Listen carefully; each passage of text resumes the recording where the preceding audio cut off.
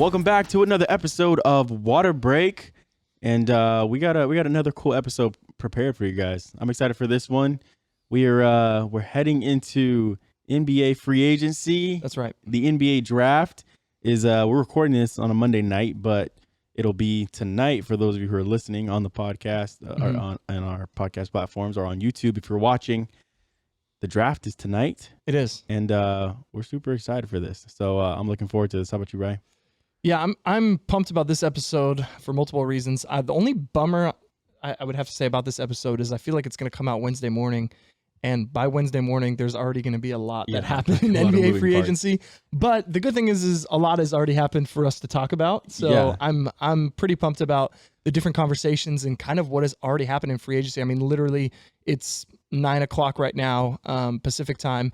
And just 15 minutes ago, Woj just dropped another bomb on us. Yeah, there's been like a couple bombs already dropped. So to have a conversation. So it's like some of the stuff we're like, all right, we're just going to talk about it and roll with it. But to me, like in professional sports, obviously the sport is, the best part, but it's so cool how, especially the NBA, they make free agency like almost like an event for us. It's almost like another game. And then the draft is like another game. And it's there's something that happens every day, and so I love that about sports. Yeah, I think the NBA's done a really good job they do a good job of building right into their seasons, in comparison to other sports. NFL does a good job with it. It builds up its draft, although its free agency is not nearly as exciting. It's not as exciting. Not a lot of pieces moving during around. The off season, though. There are a lot of trades, I guess, that move that are exciting. But you're right, nothing to really anticipate. Obviously Tom Brady was the big one this year, but other than that, like no real major people you're looking out for. No, for sure. NFL. But yeah, absolutely. I'm with you there, but I'm excited about the conversations today because we're going to be covering some weekend review stuff, and then we're going to be talking a little bit about NBA free agency, the draft, and just kind of all of that, since the season is really going to come up like super quick. I mean, it's practically in a month. Yeah, we're like 4 weeks, almost 4 weeks out. So it's coming really soon. They haven't really given out the schedule or anything yet. Obviously, the Lakers are going to be on night one. I don't know who they're going to play. If you were a betting man, who do you think they would face the Lakers against in game one? I think logistically, the Clippers would probably work well. But I think as far as like getting like excitement back, I think it'd be cool to see Golden State in LA. I was gonna say the same thing. Yeah, I think Golden State in LA would be a really cool. I think they would do one. Golden State, especially with Clay coming back, with Steph. A lot of unknowns about Golden State. That's the one thing about, you listen to all these talk shows and everything like that, talking about who are the top teams in the West, who's the top teams in the East, and some people are like, oh, the Warriors are going to be there. The Warriors aren't. The Warriors will be up there, but they're not going to be the number 1 or the number 2 team. It's like, you can't forget they still have Andrew Wiggins and the number 2 pick. Like, what are they going to do with that? Are they going to keep those guys? Are they going to make a big trade? Like, what is going to happen? So that'll be really interesting. Yeah, and we'll talk more about them. Yeah. As the show I'm goes on. jumping ahead of it. I get excited because I was just about to ruin one of the things I have ready to talk about. That'll be a good one. If they do a doubleheader, I think Brooklyn and Boston would be a good one.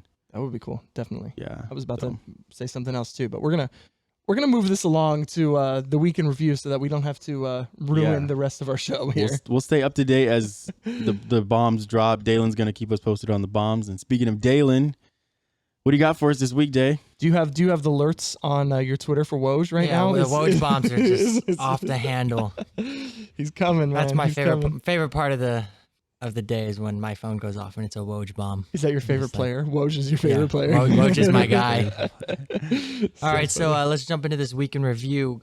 Kyler Murray and the Arizona Cardinals defeated the Buffalo Bills 32-30 on a game-winning Hail Mary touchdown to none other than DeAndre Hopkins. What a throw. The catch. Yeah. The catch.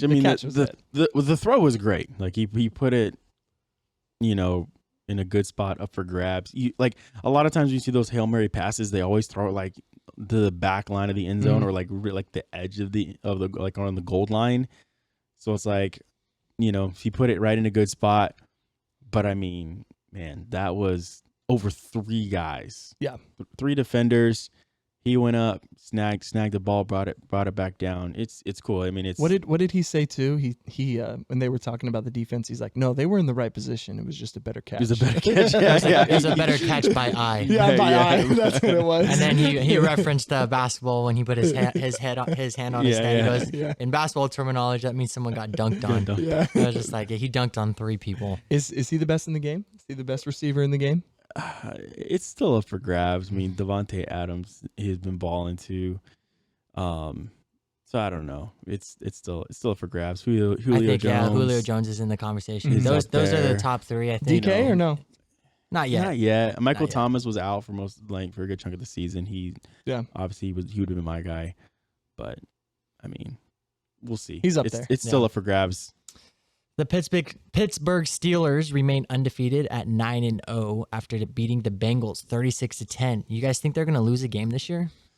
I mean, who do they got coming up in the next few weeks? I think they'll drop one. Yeah, I don't think they'll go undefeated. I mean, I think they've been fortunate to play some. I'm gonna say their entire schedule's been easy, but they've had some light games. Obviously, beating Dallas the week before, beating Cincinnati. So I mean, it'll be a little tough, but they play the Jaguars, they play the Ravens, the Washington football team, the Bills, the Bengals, the Colts, and the Browns. I'm calling they lose to the Bills. December 13th. The Bills will be a good test. That's my birthday. Shout out December 13th. Also, happy early birthday. Taylor Swift's birthday. So. Yeah, fun fact. Wait, what? Whose birthday? Taylor Swift. Oh, Taylor Swift. Yeah, Taylor Swift. We share the same birthday. Wow. Shout out.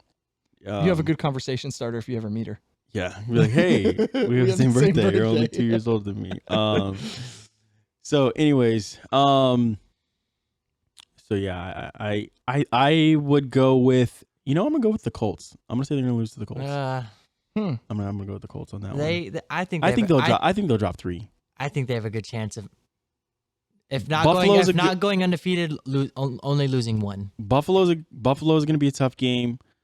The Colts won't be an easy win, and then you got Baltimore too. Yeah, but Baltimore lately hasn't been anything. Baltimore's not been great, but at the same time, teams know how to play Lamar now, and Pittsburgh's got the best defense in the league, so I think that's a win. But I think they lose 1 or 2. I would say they lose to the Bills and maybe another one that they. I would say, if they do lose 1, it would be to the Bills, in my opinion. But other than that, it'll be interesting to see. I mean, but at the end of the season, they could, the last game. I mean, they could rest against the Browns, and they could end up dropping that game as well. So if starters aren't playing or whatever, so. Well, I mean, if they're talking about that expansion into 8 teams. That's true. If they have to cancel some games, so it's like no one has a bye week at all. So no. I don't know. We'll see. Tennessee Titans wide receiver Corey Davis played 1 day after his brother died of cancer. He finished the game with 5 receptions for 67 yards. It's pretty crazy just to think about that. Right after a family member died, he's out there playing. Yeah, he got real emotional that Thursday night game. He played well. I mean, he's on my fantasy team, so I was obviously watching closely on him, but. He had a good game, had a solid game. You could tell. I mean, I was watching a little bit of the game, doing some other stuff, and I'm like looking at his numbers. I was like, okay, he's not like going nuts like he had done in previous weeks. And then started to watch the game again, and I'm like, okay, you could tell like he's playing a little bit differently. Like something's obviously going on, but then see him in tears and stuff like that was a pretty sobering moment. Yeah, moments like that is, obviously there are a ton of reasons why we love sports, but that's just another added reason of why we love sports so much is those big moments you can think about in different players' careers, when Michael Jordan won that championship after his father passed away, and all of those different moments are just really cool to see when people, looking at their lowest moment in their life and then, taking that and playing on the field and playing in those circumstances after IT had that big playoff performance after his sister passed away. Moments like that are just was really the cool. same day. His was it the same day? Sister passed I thought it was earlier the next day. Earlier that afternoon, and he went off that night. Yeah, I remember just you could see visibly before the game he was sitting on the bench, during his warm up, and just I mean, of course, I mean, naturally just brokenhearted, and then to see him come out and have that big game, moments like that, just another reason why we love sports so much. And another sad storyline, Penn State running back Journey Brown says he has a heart condition that is forcing him to give up football. Brown posted on Twitter that he has hypertrophic cardiomyopathy, a disease that causes heart muscle to become abnormally thick and can make it more difficult to pump blood. Just another, as a college football fan, seeing that, I remember, Journey Brown was their starting running back last year, and then and just had a great year. And then this year was supposed to be their starting running back, and then unfortunately wasn't able to start. But Penn State had hopes that he would return, and then devastating news. He finds out that he's going to have to give up the game, and just another sad storyline of just a player that has given his all, and and potentially could have been in the NFL, but due to a heart condition has to give it up. So yeah, you feel for guys like that. I mean, I first saw it on KJ Hamler posted on his Instagram. Played at Penn State last year. Teammates, yeah. And it's just he's another guy, again, like promising guy. Definitely could have played in the league, but you feel for guys like that. But at the same time too, like it's also cool to see like the support from the former teammates and everybody around them. So to see them, hopefully I wish all the best to Journey Brown, and he's gonna be all right. Yeah, it's it's happened before in sports. You think about emotional moments. I mean, you remember Isaiah Austin, the center for Baylor, when he wasn't able to play. He had a heart condition too, I believe. And the NBA ended up doing something special for him and ended up actually drafting him to the NBA, not to a team, but the NBA drafted him and kind of made that moment really special for him. And you could tell it was emotional for him, his family, these guys who, again, we all play sports, but those guys literally are looking at it as this is going to be my career. They're investing so much into it. It's definitely emotional to see, but like T said, it's really cool to see the support and people rally around them. And those moments like that, again, are just are really cool to see. Definitely. Well, wrapping up the week in review, the Golden State Warriors have submitted a plan for home game coronavirus testing to allow 50% fan capacity. The Warriors are prepared to spend upward of $30 million to test every fan, Warriors employee, and player with the most accurate form of COVID-19 testing for each home game or day they come to Chase Center.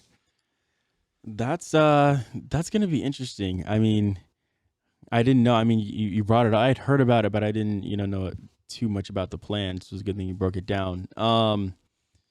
I don't know. I mean, the NBA, they definitely did the bubble, and the crowd noise was good. And the NFL is doing the whole crowd noise thing right now, which is, from watching it on TV feels good, but then at the same time, you look in the stadium, you can obviously see like there's no real home field advantage. Yeah. So I think even basketball, even more so is a game you just feed off the crowd. Like you can't just hear the ball. I mean, obviously they did it in the bubble, but now playing in a giant arena, I don't know. I think you gotta get the fans back, back in there.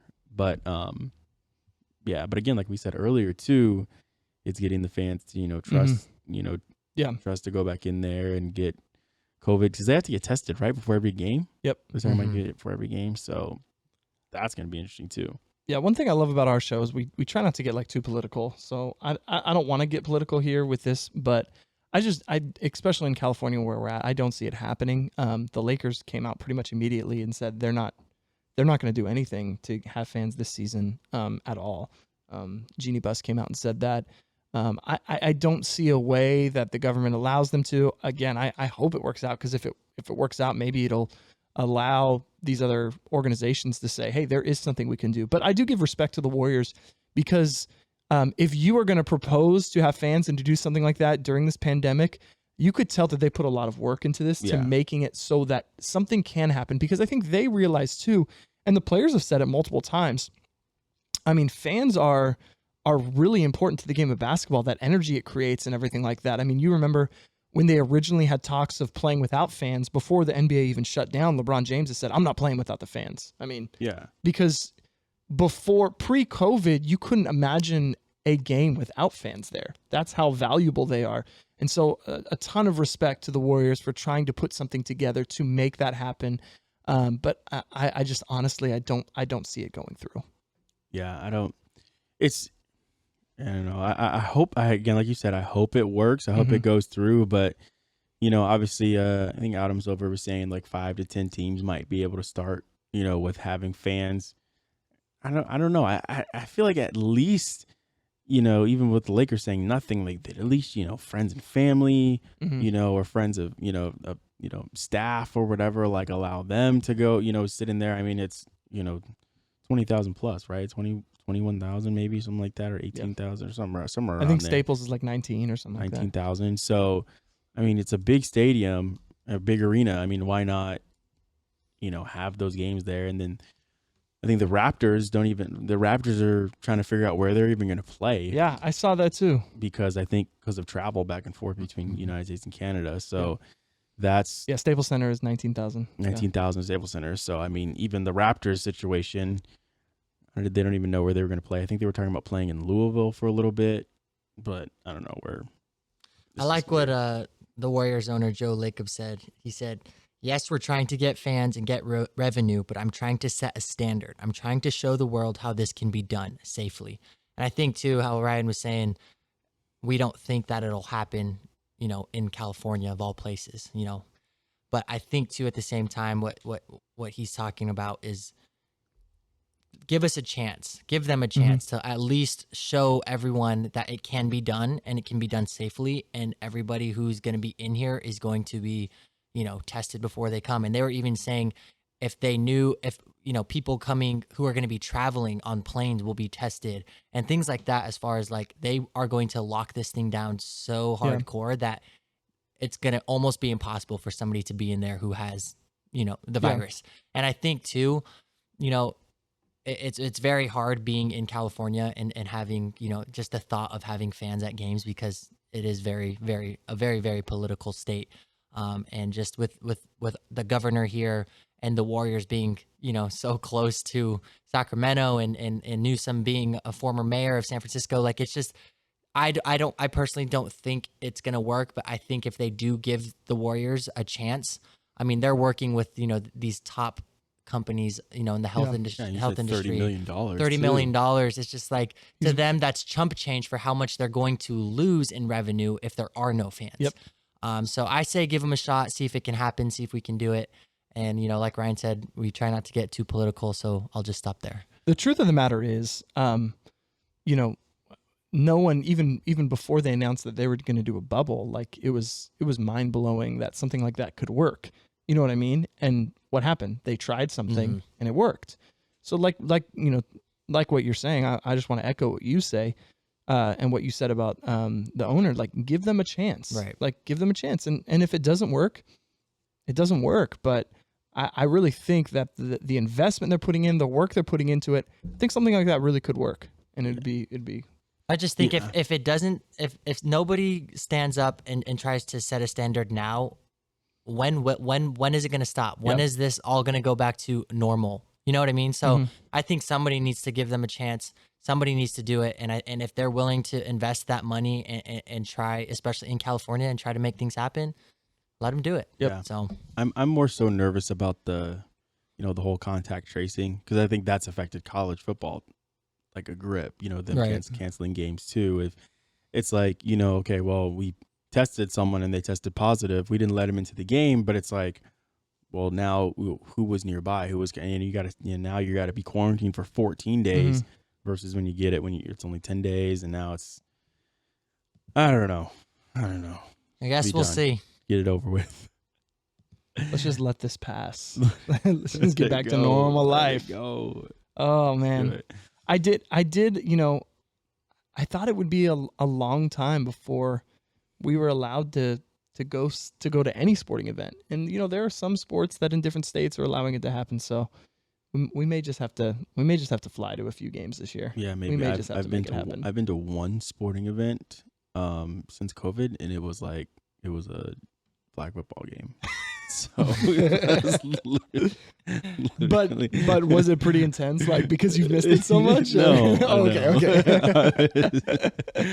It's one of those. It's like when you're like extremely hungry or whatever, and then like your friend's like, yeah, come over, yeah, we're gonna like food or everything, like, okay, dope, and then it's like peanuts and M&Ms. You're like, for real? Like, it's like just a bowl of trail mix. Yeah, it's one like, bowl of trail mix. Like You're like, Doritos. There's one of my friends. I don't like these, but I'm gonna eat them because I'm hungry. Yeah, one of our good friends. I won't call him out. But growing up, he would have birthday parties like that. He'd be like, "There's me food here," and it'd just be like Doritos and pretzels. Like, are you kidding me? I have to eat a meal before I come to your birthday. Yeah. So I don't know. That's what that felt like. Oh man. Well, all right. Speaking of the meal, let's get into the meat of this episode. This is cool. There's been so much that happened. While Dalen kind of intros a little bit here for us and shares with us a little bit of what's going on, I'm just gonna go check my Twitter real quick and see what we got here. Woj has not put anything up recently, so I think we're good since we last spoke there, T. Yeah, we're I don't good. think we have anything new coming up. So yeah, so today we're gonna preview the NBA draft and the NBA free agency that's happening. NBA free agency started today, which is Monday for the recording, and then the draft will be Wednesday, which will be when this is when you guys are listening to this. And so we're excited in the season, obviously starting so a few weeks later. So a lot has happened, and Day, you want to fill us in on some of the big news in NBA trades and what's happened already? Yeah, so right off the bat, on Monday, news hit. A Woj bomb had hit as the trade deadline had opened. Chris Paul was traded to the Phoenix Suns. Yes, Chris Paul to the Suns. Look, and this was for he's traded for the Kelly Oubre, Ricky Rubio, in their the first round draft pick, 2022, right, or 21? I think it was 2021. They have 17 picks over the next 6 years, so it's hard to keep track of which one they got. But yeah, those are the main assets they got. The 2022 first round pick. 2022 first round draft pick. So I mean, look, I really like this trade for Phoenix. I know the reports are Chris Paul was, very much in on this and wanted to go to Phoenix. Obviously, he talks about him going to the Clippers, possibly going back there. Going to the Bucks, going to Miami, all these different places. But Phoenix, I really like. And, people are talking about, it's going to be great. Devin Booker, Chris Paul, it's going to be a good backcourt. But the player I feel like I'm excited to watch is DeAndre Ayton with all of this. Yeah. He was the Suns. That hasn't been talked about much. Yeah, he was the Suns' number one overall pick. Or was the number one overall pick in the draft 2018, I think, 2 years ago. He was the number one pick in the draft. With Luka and Trey. And yeah. And I really like this guy. He had a good rookie season. Had another good solid season last year. Like he's definitely developing. He's definitely growing as a player. He hasn't been that number one guy like the next Shaq is what they were predicting him to be. He hasn't been that guy yet. But I really like Chris Paul. Definitely, obviously, like he's the master in the pick and roll. I think definitely just being able to even get him the ball where he needs it, because I think Ricky Rubio is he's a great point guard, great pick and roll player too. But I think the type of respect that Chris Paul commands coming off of the pick and roll and how much how well he can attack the basket, I think is that huge difference maker. I think DeAndre Ayton's the one I'm looking forward to seeing. I think DeAndre Ayton elevates into that level where he could be an all-star. Not this year, but he's definitely, he's going to boost his career. I think that's what I'm looking for. Yeah, I was going to say the same thing when you're saying that is Chris Paul, you have to respect his three a lot more, and he's a better finisher around the rim as well. Yeah. So, because Ricky Rubio, he is a great passer, he has a great basketball IQ, but Chris Paul has to command so much more respect. I think it's going to do a lot. Like you said, they've been talking him and Booker, but I agree it will do a lot for DeAndre Ayton. But also, I think it will help Devin Booker a lot. I mean, look, he already had to play off the ball. He already plays off the ball a lot anyways with Ricky Rubio. And just having another threat, I think that's going to pull people a little bit away from Booker. It seemed like because he was really the only real perimeter threat. I mean, Kelly Oubre is a nice player, but really he was being really focused on all year. I mean, if you watch the film, I mean, he's being doubled practically every single game, no matter what team they're playing.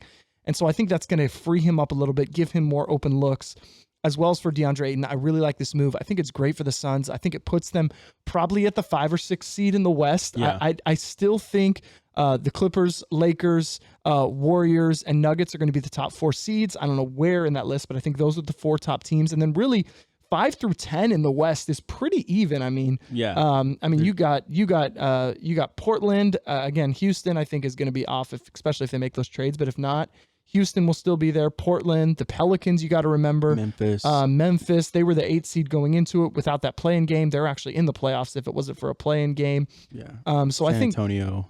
I think, there are other teams. I think those 5 to 10 teams. No, actually, San Antonio definitely could be in the playoffs. Especially, they Utah.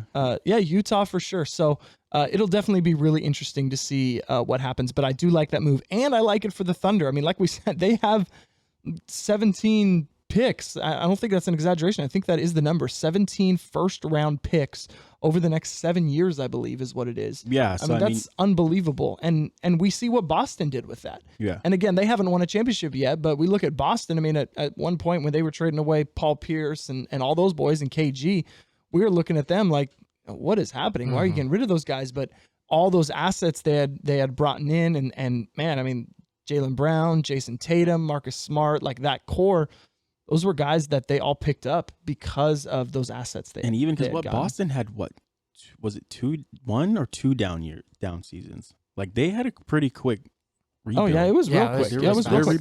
Because when they traded for IT and all of that, I mean it was really quick. So so you can see, and that's why Doc left. Remember, he left because he said he didn't want to be a part of a rebuild, and I think you're right. I mean, we would have to fact check this, but I think Brad Stevens has only had 1 losing season in the NBA, 1 losing record season in the NBA. So I think they had you're that right. 1 down season, and they had a really quick turnaround. So OKC could do the same thing. I mean, you still got some good young pieces there in OKC, and those draft picks. I don't think you're going to use them all to draft players. I think move some, maybe use them, package them together, get some other players, or just move up in the draft. So, but yeah, I like that for OKC.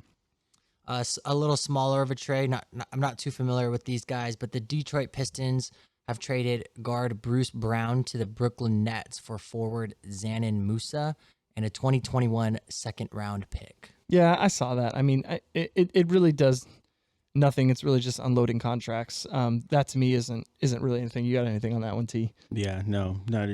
Dalen said not even really familiar with when I saw it, I was like, those guys. It was a Woj bomb, but not a big one. Oh yeah, a little bomb, a little stick of dynamite. Yeah, it was a firecracker. The Houston Rockets will receive Trevor Ariza and a first round picks in 2020 and 2021. And the Portland Trailblazers will receive Robert Covington. So there was a little trade there with a couple picks in there. So how do you guys think that one's gonna work? I don't get it. Like, to me, like the Blazers gave up. I do think Robert Covington's a nice player, but they lost picks for Robert Covington and lost Trevor Ariza. Like that, it doesn't make much sense to me. Like, to me, he's not that great of addition. It's not like we're looking at Portland and now we're like, oh man, they got Robert Covington. Like, man, they're gonna be contenders this year. Like, Portland's gonna be up in the top 4. Like, it doesn't do much. Like, with or without Robert Covington, I think that they're a bottom team in the Western Conference. Here's my theory. I was thinking of this.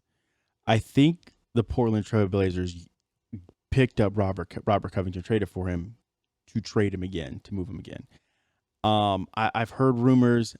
I heard rumors of a possible trade of CJ McCollum to Boston for Jaylen Brown.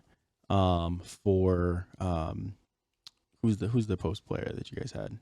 Tice. Oh, Tice and Jaylen Brown, and I think like a draft pick. So I think maybe the Blazers add Robert Covington in that as a maybe a replacement for a Jaylen Brown. Then obviously, your backcourt of Kemba Walker and CJ McCollum, and then obviously you got Robert Covington could play your play the 3, alongside Jason Tatum. So I don't know. That's the only thing that I could see. Other than that, I mean, it is a Portland thing to do, just to use a pick or just throw in players just to get a random. Well, to me too, it doesn't make sense. Like, what are they going to do with him? Like, are they going to re-sign Melo? Like, because even they traded a few years back. They traded Batum for who was the 4? They sent him to Charlotte for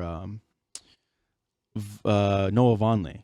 Noah Vonleh was the move they picked up. So for Nick Batum. So yeah, it's just like one of those things. Is like, I don't get it. I don't know why, but it didn't make much sense to me. But I don't know. To me, again, with or without this trade, Portland's a bottom team in the playoffs. Like, I still, they could be a 7 or 8 seed, or they could miss it. I mean, that's where they're at. It's not going to change. Yeah, I definitely think they need to move away. Like, the CJ and Dame experiment, I think, is done. There's even talks of when the Spurs maybe shipping LaMarcus back over to Portland. So I don't know. I think that experiment is done. I'm with you too. Dalen, I'm a little upset real quick. I hope the next one is going to be. It is. Okay. I thought we were going to go the whole episode and not mention it. I got you. I thought about that too, but I guess it's big enough to mention. I texted you.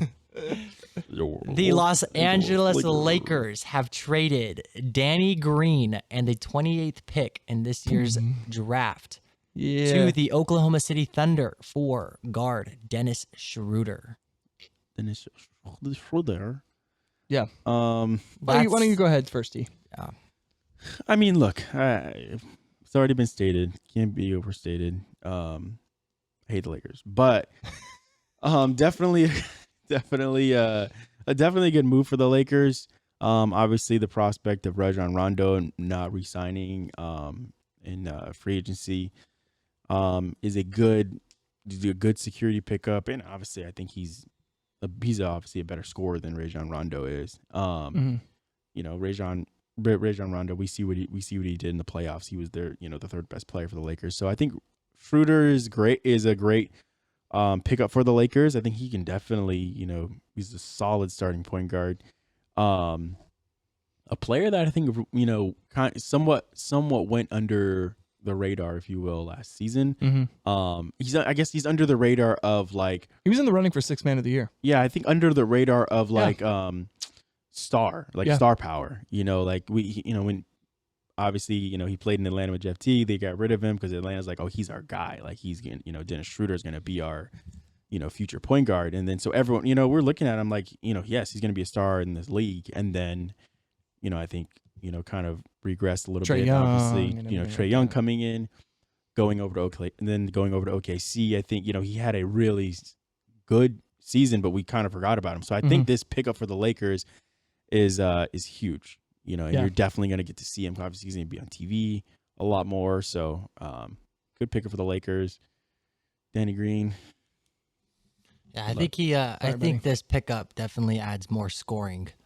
For sure to the Lakers, shipping off Danny Green, and then Schroeder actually averaged 18.9 points per game last season with 3.6 rebounds and 4 assists. So definitely a pretty solid pickup for your Lakers there. Yeah, I think it was a really great pickup. Obviously, the entire year, we didn't have really a true third option. Each night, it was someone different, whether it was going to be Kuz. It ended up being, during the regular season, Avery Bradley. Then obviously during the playoffs, like you said, Rondo was kind of our number 3. And sometimes it would be Kuz, sometimes it would be DG, and it would just kind of bounce back and forth.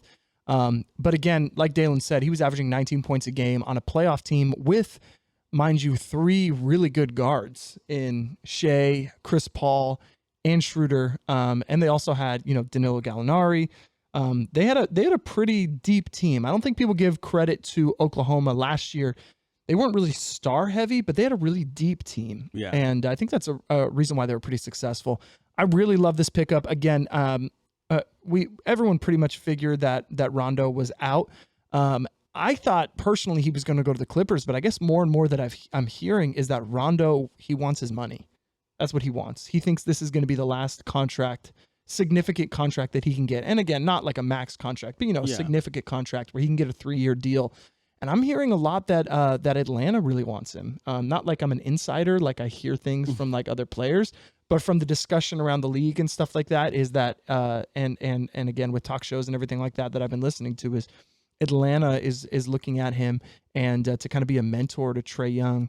And so I think, to me, I would hate to see him go to the Clippers because I think he would do a lot of good for them because I think the Clippers need someone like him. That's why it was rumored Chris Paul going there and stuff like that. But I really like the Schroeder pickup, and we keep Kuzma, which is at this point, he can, one or two things is going to happen with Kuzma. Either he ends up being a consistent player. I'm not even saying an all-star, like an all-NBA player, just a consistent player because that's his main problem right now is he's very inconsistent. And if not, he's probably our only trade piece that we have. So, yeah, I mean, really at this point, we don't have any picks. We gave those all away with AD, and everyone else is pretty much on the mid-level exception. Or the veteran minimum. So we don't really have many trade pieces. So I was listening to Sedano and the LZ show on the radio today, and both Sedano and LZ have completely hopped off the Kuz train. Many people have. I'm right there with them. I mean, and then I forget the tweet that Kuzma tweeted earlier today, or it was yesterday, but something about, respecting my name or something. Yeah. Just wait or something. And LZ just roasted him and was like, dude. He said enough with the disrespect. Yeah, exactly. And he's like, we haven't seen anything. He deactivated his Twitter. Yeah. Well, I mean, the thing is, if Kuzma, allegedly, if Kuzma went somewhere like Charlotte or something like that, I mean, he's going to go average 25 points a night, 20 to 25. I mean, he had, in the last 2 seasons, I think he had like 18 30-point games for the Lakers, like in the previous 2 seasons. On a really bad team, he's going to be a good player. Like, he's going to put up decent numbers on a really bad team. But on a great championship team, he needs to be that spot up 3 guy. And he just, I don't know what it is. He just did not fit well with this team. And I don't see it really fitting well this year. I really I think he's a good player, but I just don't see him fitting well with our team. Yeah. Well, the latest Woj bomb since at the time of this recording, like Ryan was saying, you guys will be seeing a lot more, when you guys are watching this episode. But the Milwaukee Bucks and the Pelicans have been involved in a trade. The Pelicans will receive Eric Bledsoe, George Hill, and 3 future first-round draft picks, 2 future pick swaps for Drew Holiday. This is crazy to me. I think Drew Holiday on the Bucks make them a very good team. But 3 first-round picks. That's as many first-round picks that were given up for Anthony Davis and for Paul George. And I'm just being real. Drew Holiday is not that caliber player. No. He's a very good player. I'm not hating on him at all. He has I think he should have a couple of years been on an all-star team. I think he's a very good player, a very good number 3 option on a championship team, and a number 1 option, number 2 option on a not very great team. But to give up 3 first-round picks for that, man, that is Milwaukee. There must have been someone else in talks to get him. Again, the Nets were talking about getting him. At one point, the Lakers were talking about getting him, but again, our only asset was Kuzma and Danny Green, and they're like, no. So Milwaukee must have known something from another team to pull that trigger that quickly. What do you think, T? Or giving up that much? Yeah, I mean, for Drew Holiday, like, look, he's like you said, he's a good player. I think on this team, like, yeah, he's a good, third piece. I think he, allows Chris Middleton to, definitely grow. But I think Chris Middleton's a 3. Like, I think you have 1 and 2 threes on your team. So I don't know. I mean, Milwaukee, like, he definitely makes Milwaukee better, but at the same time, like you said, they gave up a lot for, a good 6-man, or a good 3-piece. So I don't know. That is definitely a bomb. And I agree with you. I think Milwaukee was just panicked. Yep. And had to pull the trigger. Could possibly be one of those situations where they gave up too much and then their star player leaves anyways, and now they're kind of stuck. Yeah, if Giannis leaves, that'll be a huge blow to them. If they give up this much and then he ends up leaving, they're going to be in a really bad spot. If Chris Middleton is your best player, like you said, on a championship team, he's at best a 3. So I think this probably, depending on what Brooklyn does, makes them the favorites, but they were favorites last year. We both picked them to make it to the finals, and that didn't happen. So, you still, like we talked about, the East is starting to get a little bit heavier with Brooklyn. Obviously Miami isn't going anywhere. They're still a good team. The Bucks are there. Boston, they've been in rumors with pretty much every big name player. Yeah. So the East is definitely not going to be the Eastern Conference very much longer. They're definitely getting some pretty heavy powerhouses over there. But there's some other interesting things. In the next few days, we might see something happen with Russell Westbrook, with James Harden. Obviously, Houston's looking to blow up there. What do you see? What do you think is best scenario for? Let's go with the organization and then with those two players. What is the best scenario you see for those guys? For Houston? Yeah, for Houston. For James Harden and Russell Westbrook. Because they both pretty much said they want out. Yeah, I mean, you definitely, we talked about on one of the last episodes, we liked Steven Silas as the pickup, and you kind of feel for the guy. He's definitely said, like, I went to Houston for those two guys, and obviously they won out, which you can't necessarily blame them either. They went there for D'Antoni, and he's gone, and then Daryl Morey's gone. So I think for Houston, though, at this point, blow it up. You've offloaded Robert Covington. You obviously got rid of Capella during the season last year. Blow it up. Austin Rivers is probably going to be gone too. Yeah. So, I think best case scenario, Russell Westbrook. I think you try to, you send him to the East. I think you send both of those guys to the East, but I think Russell Westbrook, you maybe send to like a Charlotte. Maybe there's been a lot of links to New York. Yeah, the Knicks. They have the cap space. Yeah, the Knicks have the cap space. He's owed $138 million over 3 years. The reason why I say Charlotte because they do have the number 3 pick in the draft. Did you see Woj reported though that they're not willing to give up that pick for Russ? Really? Mm-hmm. No, that Jordan's not willing to give up that pick is what he said, because they did say that Jordan's eyeing Russ, but he's not willing to give up that pick. It's like, who else do you have? I mean, you have you're gonna give Malik Monk, Malik Monk or Bridges or I forget the name of the kid with the braids. I mean, you don't really have Graham, you have Devontae Graham, Devontae Graham, Terry Rozier. Like what that's not really that many pieces. I mean, you can give up a few picks, but there's not many teams that are going to be able to swallow or want to swallow that contract. Yeah, so I think you're right though. I mean, when you think about it, Charlotte, New York, really, what other teams are going to want to swallow that contract? Yeah, no, I mean, I saw the Pistons were looking to maybe do a 1-for-1 with Blake Griffin.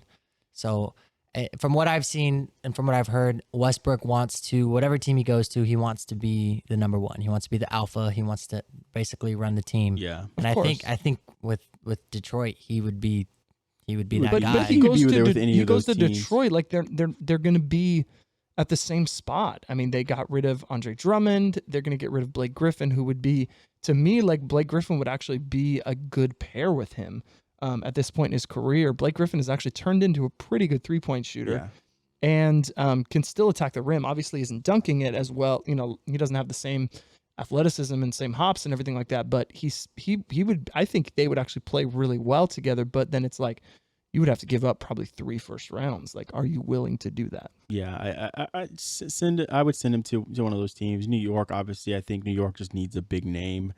I think he could definitely give him a run to the playoffs. Yeah.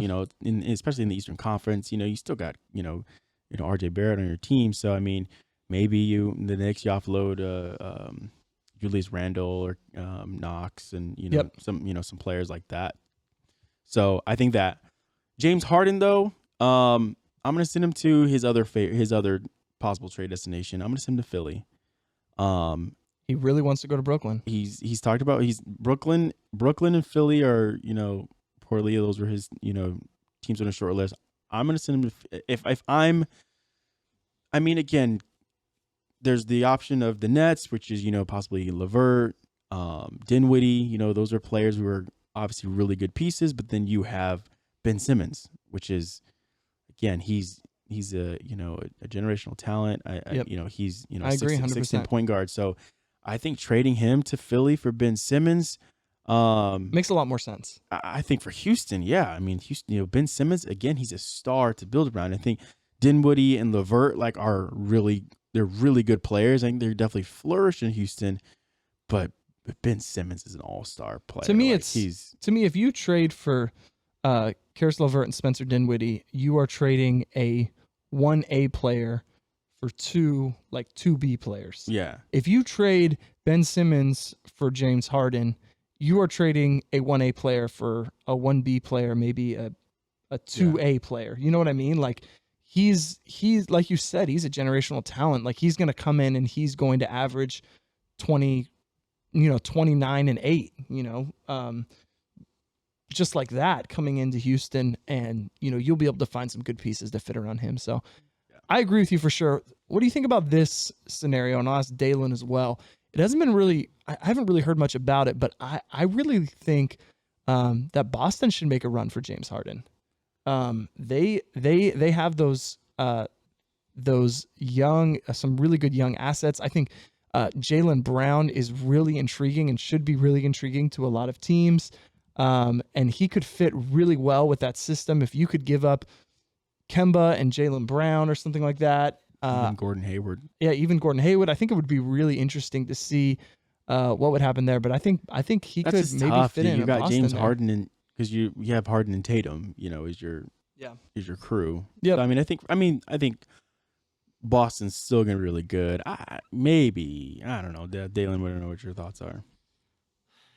I don't know. It's hard to say no to a player like James Harden. Exactly. No That's my one hang up is it's hard to say no to a player like James Harden. I mean, you just as far as the Kyrie Irving, Isaiah Thomas trade, of course I'm going to say it's hard to say. I mean, at that point it wasn't hard. Give me Kyrie Irving any day over Isaiah Thomas. IT just had an incredible year, but at the end of the day, it's Kyrie Irving. Same thing with James Harden. I mean, am I willing to give up,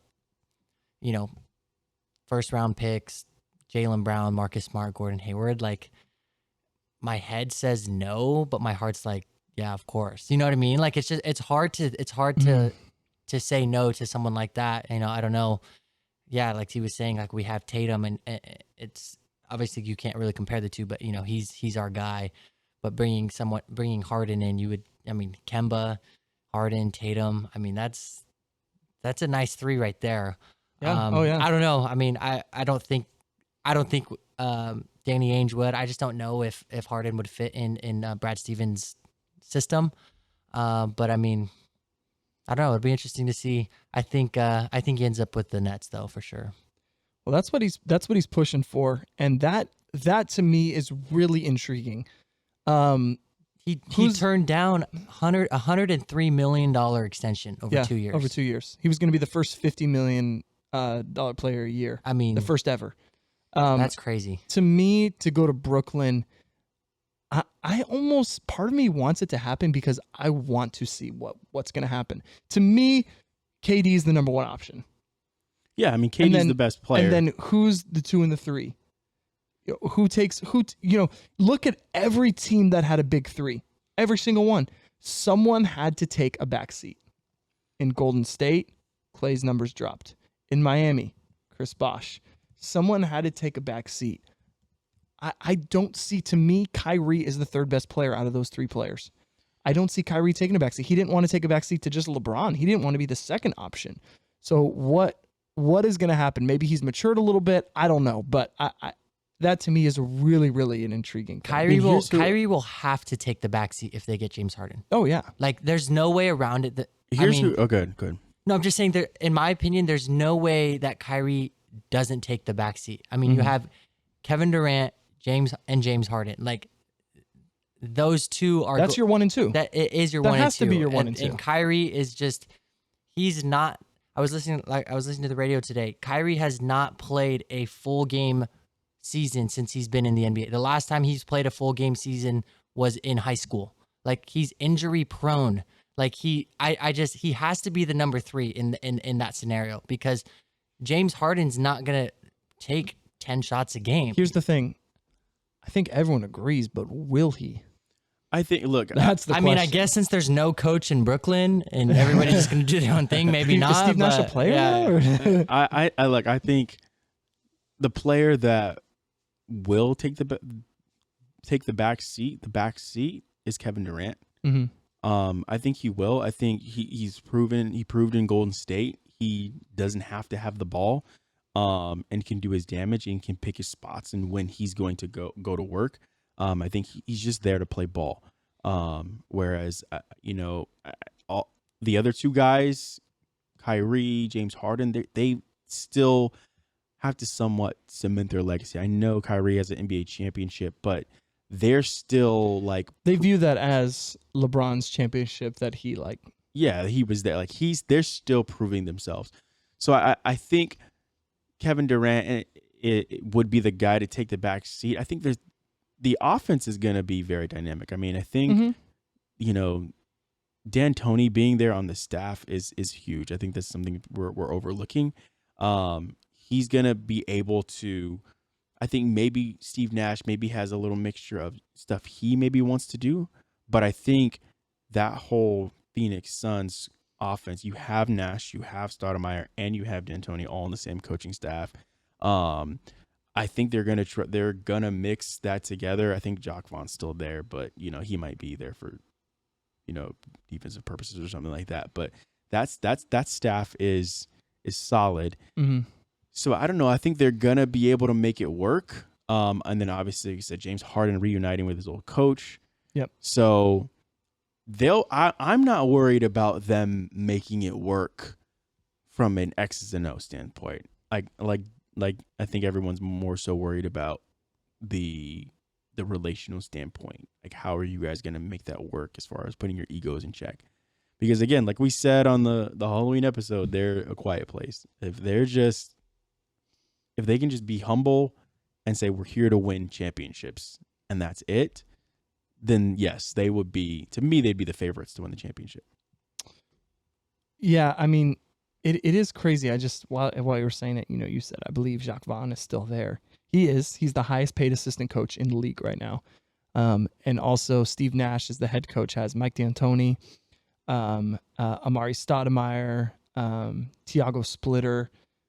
They have a full, they have a list of assistant coaches that are, I guess you can kind of say is alpha males, and great basketball minds. So I think they could come together and put together a pretty great game plan that would allow those 3 to work. But it's going to take, like you said, that chemistry from those 3 to kind of figure that out. To make it work. Make it work. But I think they definitely have they have the coaching and the experience to put together a good plan to make that work. Yeah. I'm with you. I'd want to see it just to see if it works. I think in the best interest of Houston, send them to Philly. Yep. Well, unfortunately, there has not been any more Woj bombs since we have started. So I think that would have been pretty cool to have like a breaking one news. last one, yeah. One more breaking news. But let's go ahead and move into our final segment, and let's talk about the draft tonight. And T, why don't you go ahead and start that off for us? Yeah, this is an interesting draft year. There's no real clear-cut standout number 1 pick in the draft. And so you've got a lot of top prospects. You have LaMelo Ball, you have James Wiseman, Anthony Edwards, Obi Toppin. Like there's this kid Denny Onyeka Okongwu. Onyeka Okongwu. USC. That's why I know his name right. Nah, he's sweet. He's sweet. No, he's nice. Avdija, the kid from Tel Aviv. So I mean, like there's there's obviously some really good players. You got RJ Hampton, who took a year, to took that year away, didn't play in college. Which they're projecting he may not even be in the lottery. Yeah, they're talking about possibly, him being maybe late first round. Yeah, maybe the 16th or something like that. 15, 16, somewhere around there. So, I mean, there's a lot of really good players, but no standout player. I think a huge part of it is there was no NCAA tournament, that didn't happen this year. A lot of these guys we haven't seen since February. But I think it leaves room for some draft day trades, and definitely some players moving. But Minnesota has the number 1 pick, Golden State has 2, and Charlotte has 3, Chicago with the 4th pick, and then Cleveland with the 5. Those are the top 5 teams. Those are the teams drafting 1 through 5. To me, it's a no-brainer. It's 3 heavy, right? Yeah, I would go with the top 3 guys. Like I think is undisputed. I think LaMelo Ball, James Wiseman, and Anthony Edwards. Like those are your 3 guys. Yeah. But in what order and what do those teams need? Yeah, so I'm gonna say Minnesota should draft Anthony Edwards with the number 1 pick. You've got D'Angelo Russell as your point guard. Obviously Karl Anthony Towns is your center. So you've got two of those top 3 guys covered. Mm-hmm. So I think go with Anthony Edwards as your number 2, or as your let him play the number 2, take him number 1. Number 2, Golden State. They could go either way with Ball or Wiseman. I would say draft James Wiseman. Take him. Golden State, take James Wiseman. Look, he's gonna add rim protection, which the Lakers are your, the number 1 threat right now in the West, and LeBron James, if a team has a rim protector, it gives LeBron James problems. Again, he's not unstoppable. He's still LeBron James. He's still LeBron James.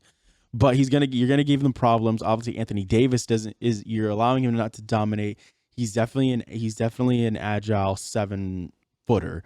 7'1", yeah. Yeah, so he's 7'1". He's a good 7-footer who can be able, even though Anthony Davis may stretch the floor and take you out to the 3-point line, he's going to be able to guard Anthony Davis. Again, he's a rookie going against Anthony Davis. I think Anthony Davis is still going to be able to give him buckets. Yeah. But at the same time, you still have Draymond Green, who's a solid defender. So I like the Warriors taking Wiseman at 2. That's the safe pick, I think, for Golden State. You could obviously still trade him, possibly. And then Charlotte, I think Charlotte should take LaMelo Ball with the 3rd pick in the draft. I think Charlotte. That's why I brought up Russell Westbrook earlier. I think Charlotte's just a team that needs a star. You had Kemba Walker, who kept that city relevant, who kept Charlotte around. You still mention Charlotte, and I think it's a city that needs some exciting players. They haven't had any exciting players in their franchise, since moving back from New Orleans. So, Kemba Walker's their only guy. So I think LaMelo Ball brings a little bit of excitement, some eyes over on Charlotte. So I like that. Chicago with the 4th pick. Are you gonna go through every pick? I'm just gonna go to the top 5. Okay. Top 5. Just the top 5. Those are the ones I named earlier. I already named 5. Okay. Chicago, the 4th pick. I think the Chicago should take Obi Toppin with the 4th pick, and then I think Cleveland should take Avdija. I think that's how you say his name. With the 5th pick. So those would be my top 5. That's where we're going. If I were to throw in some sleepers, I'm going to throw in 2 names. Okay. That I really like. One is a little bit of a bias, but I'm going to go with first. I'm going to go with guy, Cole Anthony. I had to throw it in there. He's my guy. UNC. I'm a UNC fan. I like Cole Anthony. I'm going to look. They're projecting him going to Boston, and for Boston, that would be a huge pickup, and I really like him. He's going to be a solid. You like that kid? Dalen loves that kid, Carson Edwards. Dalen's a Carson Edwards fan. But I think Cole Anthony is, the player that Dalen wants Carson Edwards to be. So I think he'd be a solid player off the bench. And he'll be a big star, I think, for the Celtics. And then my other sleeper, the kid from Auburn, Isaac Okoro. I think he's the next Kawhi Leonard. They're talking. He's one of the best defenders. They're talking about him possibly being the best perimeter defender in the draft. I like this kid. I think he can be that next, come into the league and be a defender, but then turn into just an athletic threat. And then he's 6'6". He can Where's play. Where's he projected? Some teams are projecting him going in the top 10, but possibly to the Wizards at 9. Some, saying, maybe going to like the Pistons right here, number 7. So, but I like him. I like that kid. So those are my 2 sleeper picks. Again, I think this draft, when it's all said and done, we're gonna look back. The best player of this draft may not be in that top 5. So. Thank you for that draft analysis. That's my draft. Great preview there, T. Great breakdown. I didn't know how detailed we were getting there. I appreciate that. I appreciate you sharing with us there, T. Well, since Terrell took all my time there, yeah, make it quick here, Rye. No, I just I don't have a ton, but what I do want to share is I think there's a very good chance that the T-Wolves throw everything off and draft Wiseman number 1. I think they believe that he is the best player in this draft, and I think they will just bite the bullet and pick the best player in the draft, who they believe is the best player in the draft. To me, I don't really know. I think potentially Anthony Edwards could be the best player in this draft. Obviously all those 3 are kind of a lock for the top 3 in my opinion. But I think there's a very good chance that Wiseman gets drafted number 1. And if that happens, what are the Warriors going to do there? They have an amazing backcourt. Do they pick up LaMelo Ball? I don't see them getting Anthony Edwards. They already have, if you think about it, they already have at this point Steph, Clay, and Wiggins, who are offensive weapons. Clay's a good defender, but Steph and Wiggins are kind of defensive liabilities at this point. Wiggins did a decent job when he came over to the Warriors, kind of buying in. I think he could do an okay job buying into team defense, but he's been known for being kind of a defensive liability. And so if him and Steph are on the court at the same time, I don't know, bringing LaMelo in, how much that does for them, what position that puts them in. So I think if Wiseman does go number 1 to the T-Wolves, what do the Warriors do? Do they make a last-minute trade with Wiggins and that pick, or do they bite the bullet? Do they pick Melo, or do they pick Anthony Edwards? I'm not sure, but I think there's a good chance that Wiseman goes number 1. I don't know who would fit best with the T-Wolves. Anthony Edwards probably does fit the best. I think you're right, because D'Angelo Russell is going to have the ball. I think Anthony Edwards potentially could play off the ball better than anyone. Obviously, Wiseman being a big man, but as far as guards, LaMelo needs the ball in his hand, and so does D'Lo. So I don't really see that working too well together. But if they do bite the bullet and pick up Wiseman, that would throw off a lot for this draft. So it would be really interesting to see what the Warriors do. And then you're kind of, do the Hornets try to trade up if they want Anthony Edwards, or if they're kind of eyeing him? I'm not sure what's going to happen, but it will be really, really interesting tonight to see what's going to happen. Yeah, I think if Minnesota takes Wiseman, I could see something like Golden State drafting LaMelo Ball, then trading him to like Cleveland for like Kevin Love, and maybe Wiggins and Ball to for Kevin Love and Zeddy Osman or something like that, a player like that. So I could see that possibly.